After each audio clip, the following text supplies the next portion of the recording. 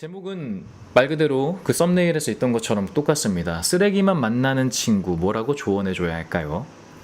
안녕하세요. 저는 20대 후반 여자입니다. 맨날 쓰레기만 만나고 상처받는 가장 친한 친구가 있습니다. 물론 상대를 쓰레기라고 생각하는 게 친구여서 약간 편드는 걸 수도 있겠지만 항상 상처받는 연애만 해서 주변 친구들이 다 똑같이 말하고 많이 속상해합니다. 그런데 가장 큰 문제는 저희에게 항상 이 사람이 어떠냐고 물어보는 것, 그리고 저희가 그거에 대해서 솔직하게 뭐 그렇게 좋은 것 같진 않다라는 뉘앙스를 취해줘도 항상 답정너입니다. 답이 정해져 있는 거예요. 그러면 항상 그 친구가 하는 말이 있습니다.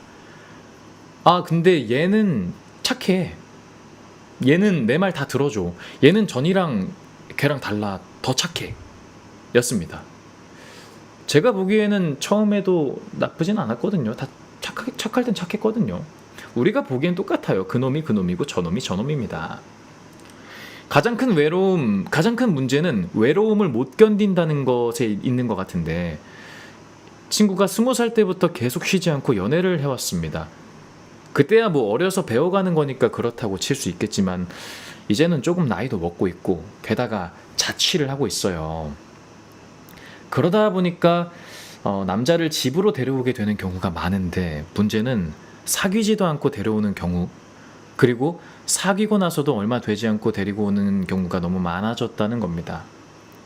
뭐 둘이 마음 나누는 거야 상관없는 일이지만 항상 서로가 알아갈 수 있는 시간을 안 가진 채 사귀는 게 문제가 된다는 생각이 좀 들어요.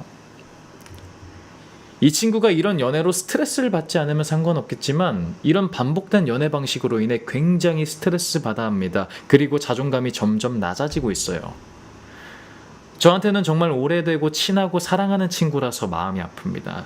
제 고민은 항상 좋은 말들로만 대화를 나누었던, 예전부터 그랬던 친구라서 정말 솔직하게 조언이 될 수 있을 만한 이야기를 하는 게 조금 어렵고 겁이 납니다. 어떻게 하면 친구가 기분 나쁘지 않게 저의 마음을 잘 전달할 수 있을까요? 라는 게 첫 번째 사연이었습니다. 자, 여러분들은 어떻게 생각하시나요? 이런 일들이 분명 남녀 불문하고 있는 것 같아요. 그리고 사실 좀 나이를 더 먹어가면서도 조금씩 이런 사람들이 눈에 보이는 것 같아요. 혜경님, 외로움은 기다림의 망각입니다. 친구분이 공백기를 좀 가지시고 자존감을 높이는데 시간을 가지셨음 하네요. 주변에 그런 애가 하나 있는데 본인이 깨달아야지 조언은 힘듦. 아이고, 근데 저는 굉장히 또 공감 가는 바기도 해요. 저 같은 경우에도 그 혼자만의 시간을 갖는 것에 되게 동의하는 바였는데, 근데 너무 지금 전 오래 가졌어요. 너무 가질 필요는 없고, 너무 이 공백기를 가지지 않고 연애를 하다 보면은 그럴 수 있는 오류는 있을 것 같아요. 어쨌든 이게 뭐 연애 떠나서 모든 사람의 사회 방식이던가 대면 방식에서 그냥 내가 뭔가 의도하고 나의 주체성을 갖고 하는 것보다 의도치 않게 아무 목적 없이 하게 되는 경우는 분명 존재하는 것 같아요. 그래서 뭐 예를 들어 지금 주제는 연애니까요. 근데 비단 연애뿐만 아니고 인생사에서 내가 분명 연애를 하고 있는데 왜 연애를 하고 있지? 이런 생각을 가지게 될 수 있을 것 같아요. 저는 그거를 약간 옛날에 일을 많이 하고 돈을 벌었을 때도 느꼈던 게, 내가 돈은 그래도 벌고 있는데 나쁘지 않은 것 같은데 내가 왜 돈을 벌고 있지? 내가 뭐 하려고 이렇게 열심히 살고 있었지? 이런 생각이 들었었거든요. 그래서 혜경님의 말씀이 굉장히 공감이 되는 것 같아요. 약간 공백기를 가지면 내가 어떤 것들을 원해하는지 조금 더 진솔하게 알아갈 수 있는 시간은 확보되지 않나 생각이 듭니다. 지우개님 안녕하세요. 푸름님, 이것만 빼면 괜찮아 라는 연인은 진짜 안 괜찮은 겁니다. 그러니까 막 내가 상대방을 생각할 때 그 사람 이거 빼면은 괜찮아 라고 하는 말씀이신 거죠. 이 사람 이런 건 좋고 이런 거 좋고 막 같이 있을 때 또 즐겁고 한데 이런 것만 빼면 괜찮아 라고 하는 거. 푸름님은 어떻게 좀 연애 방식, 사랑하는 방식을 어떻게 하는지 궁금하네요. 혜은혜은님, 제가 보기에는 만약 남자가 쓰레기라면 친구도 문제가 있는 겁니다. 네, 맞는 말이 될 수 있어요. 그러니까 어쨌든 자기가 선택하는 거니까 누군가를 선택한다는 게. 근데 참 사랑한다는 게 좀 쉽지가 않은 건 맞는 것 같아요. 제가 그런 사랑에 대한 자세에 대해서 굉장히 많이 바뀌었던 책 중에 하나가 에리 프롬의 사랑의 기술이라는 책이 있습니다. 이 사람이 정신분석학자인데 이 사람의 책을 읽고 사랑도 배워가야 되는 것 같다는 생각을 하게 되는 처음 계기가 되었어요. 핵심만 말하면 좀 그럽니다. 사랑하는 방법을 좀 배워야 된다라는 건데 자기 자신을 사랑할 줄 알아야 되는 걸 좀 선행으로 생각을 해요. 그러니까 나를 사랑할 줄 모르는 사람이 타자를 사랑하는 거는 약간 맞지 않다라는 거죠. 그래서 나를 사랑할 수 있어야 상대방을 사랑할 수가 있고 상대방을 사랑할 수 있는 사람이라면 사회도 사랑할 수 있고 사회를 사랑하면 지구도 사랑할 수 있고 우주도 사랑할 수 있다. 우주를 사랑하는 사람은 자기 자신을 또 사랑할 수가 있다. 약간 이런 개념인 거죠.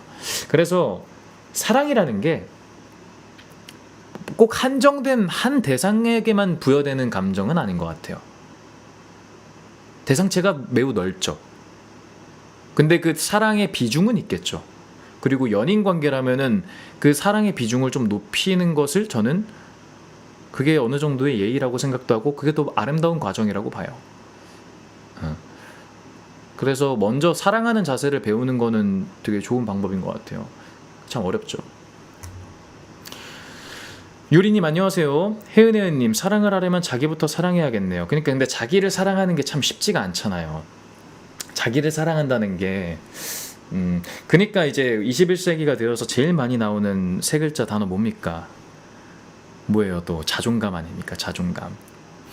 자아 존중감이라는 거죠. 사실 그 18, 19세기 때까지만 해도 인류 역사상 자존감이라는 거는 일반적인 단어로 사용될 이유가 없었다고 생각을 해요. 왜냐면 그때는 뭐 신분사회고 하니까 내 자아 존중감이라는 거는 딱히 존재할 필요가 없는데 이제 우리가 모두 자유를 획득했고 나라는 사람으로 살아갈 수 있는 사회 환경이 됐잖아요.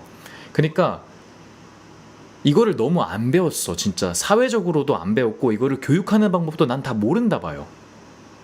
그러니까 모르는 사람이 교육을 하니까 그러니까 교육자 말하는 게 아닙니다. 시스템이 자기 자신을 사랑했었던 사회 시스템이 없다 보니까 자기 자신을 사랑할 수 있는 방법을 알려주는 데가 제가 보기에는 없는 것 같아요. 저는 그 역할을 말도 안 되겠지만 좀 이상적으로 들리겠지만 학교에서 해야 된다고 봐요. 원래는 학교가 공부만 배우는 곳의 그런 메커니즘은 20세기, 19세기 방식의 교육 방식이라고 저는 생각해요. 공장을 출근하게 만들 수 있는 인력을 찍어냈던 시스템이었다고 봐요. 근데 저는 학교는 사회화를 배우는 곳이라고 보거든요. 거기서 제일 간주해야 될, 가장 채택해야 될 건 뭐냐? 살아가는 방법, 사람들과 살아가는 방법, 그리고 나로서 살아가는 방법들을 좀 알려가야 되지 않을까 그런 생각을 좀 합니다. 그러니까 우리가 너무 갑자기 어른이 된 것 같은 느낌은 좀 있어요. 이게 왜냐면 이 사연자뿐만 아니고 이런 분들 진짜 많지 않나요? 어려운 부분이죠. 현지님, 혼자일 때도 외롭지 않아야 연애할 때도 건강한 관계를 유지할 수 있는 것 같아요. 저 말을 에리 프롬이라는 그 정신분석학자가 거의 똑같이 말합니다. 그러니까 우리가 연애를 하잖아요. 연애하면 솔직히 뭐 얼마나 좋아. 뭐 저도 안 하고 있는 입장이지만 지나가는 연인 보면은 뭐 꽁냥꽁냥하면서 보기 좋잖아요. 예, 대리만족도 하고 그럽니다. 좀 시큰거리긴 하지만. 근데 우리가 막 엄청 어렸을 때야 막 진짜 그 사람과 뭐라도 다 해보고 싶고 막 미친 듯이 막 그런 행동들을 하는데 그 에리 프롬은 이런 식으로 표현을 해요. 내가 외로움에 대해서 상대방한테 엄청나게 많이 표출하는 것들은 그러니까 막 너무 사랑을 강구하고 그런 걸 못 견디고 그런 것들은 자신들이 얼마나 외로웠었는지를 보여주는 행위밖에 안 된다. 약간 이렇게 표현하더라고요. 근데 그것도 참 일리 있는 말인 것 같아요. 생각해보면 내가 그 사람이 진짜 좋아서 만났었던 걸까와 내가 좋아할 상대가 필요했는데 그게 그 사람이 맞춰졌었던 그냥 딱 시기에 맞게 맞춰졌던 건 아닐까 이런 생각을 좀 한번 가져볼 필요가 있는 거죠. 푸름님, 근데 그 친구도 그 친구를 수용할 수밖에. 그렇죠. 그래서 일단은 이게 사연에 대한 매듭을 좀 지어보자면, 이 사연이 어쨌든 친구의 친구분의 사연이잖아요. 그래서 제가 이분한테, 이 사연자 주인공, 그러니까 오늘 질문해 주셨던 분한테 제 나름의 질문을 드리면, 아니, 답변 솔루션을 드려보자면, 감히 일단 먼저 수고했다라고 말을 하고 싶어요. 이게 해보신 분들 아실 텐데 이게 굉장히 스트레스입니다. 정말 내가 아끼는 사람이 정말 누가 봐도 아쉬운 길을 가고 있는데 내가 뭘 할 수 없다라고 하는 그 마음 한 곳에 이런 꿉꿉함, 이거를 간직하고 사는 것도 굉장한 스트레스예요. 그리고 게다가 이 사연자님은, 이 신청자님은 참 좋은 사람인 것 같다 생각이 드는 게, 어쨌든 내가 조금 희생해서라도 상대방한테 불편하지 않게 하고 싶어하는 감정이 있는 거잖아요. 그래서 그런 생각들이 이분과의 관계는 뭐 어떻게 될진 모르겠으나, 그런 생각을 갖고 있는 삶은 그렇게 나쁜 삶은 아닌 것 같다, 뭐 이런 생각이 좀 먼저 들고, 저 같은 경우에 또 이제 말을 하는 직업이지 않습니까? 말을 하는 직업의 입장으로 봤을 때 이제 이런 사람들한테 어떻게 좀 대응하면 좋냐, 제 나름의 답변을 한번 드려보면, 저는 좀 증거를 모으는 편이에요. 그러니까 좀 객관적인 언어를 쓰고 싶어 할 때가 있는 편이에요. 그래서 그냥 그게 딱 느껴질 때 바로 튀어나오는 게 아니라, 정말 이 사람이 언제 그랬는지를 저는 조금 머릿속으로든 아니면 기록적으로도 좀 수집을 하는 편이에요. 그래서 이게 인간한테 부정 본능이 있기 때문에, 야, 너 그때도 그 말 했잖아, 너 맨날 그렇게 만나잖아 라고 했을 때 분명 아닌데 이번엔 다른데? 라고 이런 식으로 생각할 수가 있어요. 근데 그때 아니, 너 그때 이렇게 했었고 이렇게 했었고 이렇게 했었고 이렇게 했었다 라고 조금 먼저 할 말 없게 만드는 그런 테크닉이 조금 필요하겠다라는 생각이 들고, 이렇게 불편한 이야기를 할 때 제가 항상 쓰는 패턴이 있는데, 이거는 좀 꿀팁이에요. 진짜 전 이걸 쓰고 싸웠던 적은 한 번도 없거든요. 이걸 깨닫고 저는 제일 중요한 거는, 관계에서 제일 중요한 거는 상대를 부정하면 안 된다 봐요. 자기 자신이 부정을 당하는 순간 아무리 좋은 말이어도 일단 안 됐습니다.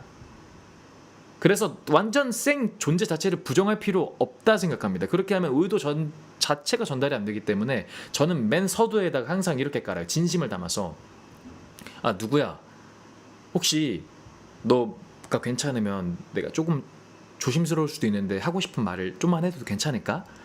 라고 하고 상대방의 동의를 구했다 치면, 그 다음에 중요한 부분입니다. 내가 막 곰곰이 생각을 해봤는데 너는 나에게 너무나 소중한 사람이고, 당신이 나한테 어떤 존재인지, 당신은 나한테 긍정의 존재다라는 거를 먼저 저는 까는 편이에요. 진심을 담아서 하는 거죠. 너는 이렇게 되는 거고, 넌 너무 착한 사람이고, 너가 있음으로 인해서 우리 주변이 되게 항상 즐거워지는 거 알지? 그래서 우리끼리도 넌 참 좋은 사람이다, 우리가 너 없었으면 어떻게 하냐, 이런 생각들을 항상 하게 된다. 그래서 참 고마워 항상. 그런데 그런 너가 내가 사랑하는 사람이다 보니까 그 안 좋은 길이던가 좀 상처받는 길을 계속 반복할 때 주변인으로서 되게 마음이 아픈 것 같아. 그 사례가 남자 만나는 부분들이라고 나는 생각을 하거든. 이렇게 하면서 저는 이제 좀 본론으로 들어가는 편이에요. 상대방의 성격에 따라 이거를 조금 줄이던가, 그러니까 분량을 줄이던가 늘리던가는 뭐 마음대로 해도 되고, 그날 분위기에 따라도 괜찮지만, 어쨌든 핵심은 이 신청자님한테 말의 팁을 드리면, 상대방을 긍정하는 말을 먼저, 넌 잘못되지 않았다, 넌 괜찮다, 넌 괜찮다, 이거를 먼저 심어줘서 안심을 시키고, 그 다음에는 조금 객관적인 데이터를 줘버리면, 아까 말했던 너가 그땐 이랬었고 이랬었다, 이땐 이랬고 이랬다, 이때 이랬고 이랬다, 이때 이러고 이랬다 라고 하는 거죠. 그리고 마지막, 이 서론 본론이 끝났으면 마지막 결론 팁을 드리면, 결론도 역시, 결론 제일 중요한 거는 또 매듭을 지어줘야 되니까 그때 또 긍정을 해주는 거죠. 그럼에도 불구하고 넌 우리한테 소중한 사람이다, 그러니까 우리가 이렇게 하는 말만큼 잘 참고해봤으면 좋겠다. 이렇게 하면은 아까 혜경님이 조언해준 것처럼 시간이 저는 답이라고 생각하는데 그 시간의 답의 길목을 만들어준다고 봐요. 시간의 길에 길목을 만들어주죠. 그냥 산다고만 해서 답이 얻어지진 않잖아요. 근데 그 길목을 만들어줄 수 있는 게 그 시간을 조금 더 빠르게 만들어주는 게 최선이지, 내 말 한마디로 인해서 완전히 하루 만에 바뀌는 건 불가능하고, 우리가 해줄 수 있는 충언과 진심은 몇 년이 걸릴 거를 한두 달 정도로 좁히는 정도의 목적이다라고 저는 생각을 합니다. 관계에서. 그래서 조언해주는 입장도 좀 기다림이 필요하지 않을까 생각을 하고, 마지막으로 수고 많으셨습니다. 혼자서 견디는 거 쉽지 않아요. 푸름님, 그 군주론에서 배웠던 것처럼 그 친구가 듣고 싶어 할 때만 조언을 해줘야 할 것 같습니다. 그냥 지금은 안 듣고 싶어 하는 것 같으니 옆에 있어주기밖에. 그렇죠. 근데 뭐 저희가 지금은 좀 낭만적인 이야기를 했지만, 이런 말하면 좀 그런데 안 들으려고 하는 사람은 진짜 안 듣더라고요. 그런 사람은 좀 마음 아프지만 진짜 아플 때까지 가봐야 되는 건 맞는 것 같아요. 뼈저리게 좀 아파봐야 되는 것 같아. 그러지 않으면 말을 잘 안 들어. 혜은혜은님, 저도 그 생각했어요. 어떤 생각? 제 의견에 동의해 주는 겁니까? 같은 편입니까?